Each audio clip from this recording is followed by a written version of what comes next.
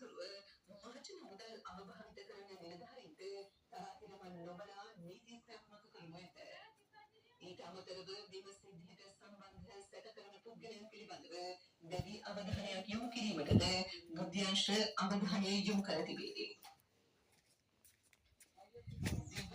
නිරපෙතික ප්‍රදේශවල දැනට පවතින වැසි සහ සුළං තත්ත්වය තවදුරටත් බලපෑම් වන බව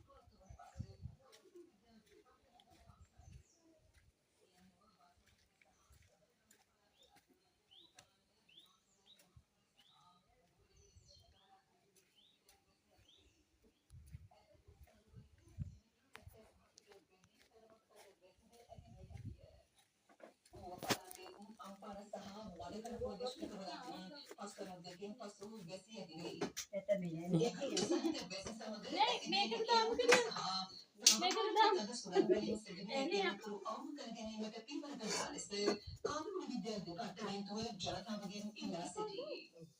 මේ අතර හලාවත සිට මන්නාරම සහ කංකසන්තුරේ හරහා ත්‍රිකුණාමලය දක්වා හා මාතර සිට හම්බන්තොට හරහා පොතුවිල දක්වා වෙරළටොප් බිම්වන මුහුදු ප්‍රදේශවල සුළඟේ වේගය විදින් විට පැයට කිලෝමීටර් 55ක් දක්වා ඉහළ යා හැකිය.